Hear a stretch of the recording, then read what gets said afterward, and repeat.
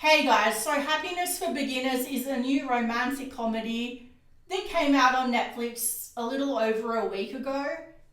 So I found this to be neither romantic nor funny. Look, I have to admit, I am not a huge rom-com type of a girl. Don't get me wrong, I do enjoy them and I'll definitely watch them from time to time.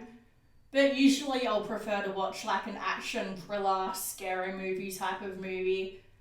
But still, that's not to say that there isn't really well done rom coms out there. But I find that usually the ones from the 90s, early 2000s period were just made better for some reason.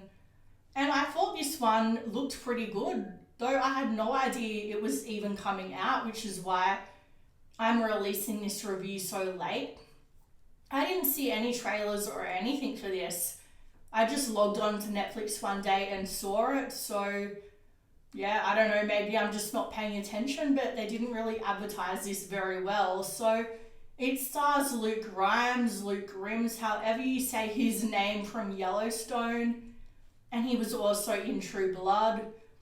And it has the beautiful forest scenery of Connecticut. I'm Australian, okay? However you pronounce it. And it made me just want to move there. It looked so beautiful. So the backdrop was also like a character of this movie. And it made it worth watching because there were times where I almost wanted to just click off. So we have this woman from The Office. I don't know what the actress's name is, nor do I care enough to look it up. And she plays this newly divorced woman who decides to go on this camping trip with a bunch of strangers to reset her life, I guess. And look, I just found her to be a very unlikable person. And this just wasn't funny. I didn't laugh at all. The score felt so out of place. It was so upbeat and charming for such a lackluster movie. It felt like it should have been in like Gilmore Girls or something, not this. So also on the camping trip is her brother's best friend, played by Luke Grimes.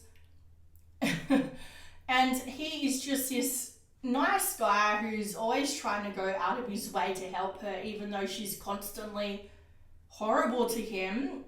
And I don't really get what they're trying to do here. Like, on the Netflix subtitle, on the thing where it says the genre, it says enemies to lovers. So I don't know if they're meant to be enemies to lovers because it didn't really read that way.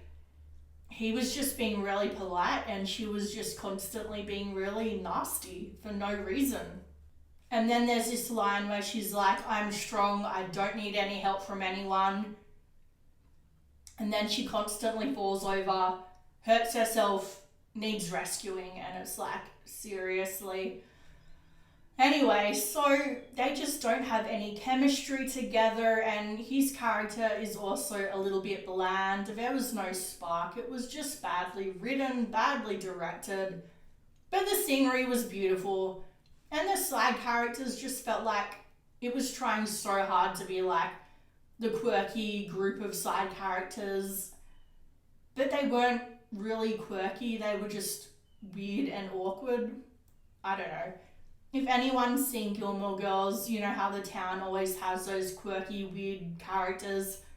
It felt like they were trying to do that, but just failing. And it just felt like it went for too long. But one thing I will say is that as someone who's worked overseas, I worked in Washington for a few months as a camp counselor, which was one of the hardest periods of my life, let's just say that. So for someone who's done the whole camping thing, I get it. I get how hard it can be. And some of the parts of this movie really did resonate with me, and it would have been really good if they had executed it better, but it just failed in the execution. It was a really interesting premise, and if handled better, it could have been a really good movie. But if you want to watch something to do with camping, go watch The Parent Trap or that Wendigo episode of Supernatural. I would recommend that over this. Anyway, look, I would give it a 4 out of 10. Okay, I'll be generous. I'm in a good mood. I'll say 5 out of 10. So let me know what you thought if you've seen it. Please like, comment, subscribe. You know the drill. Thanks, guys.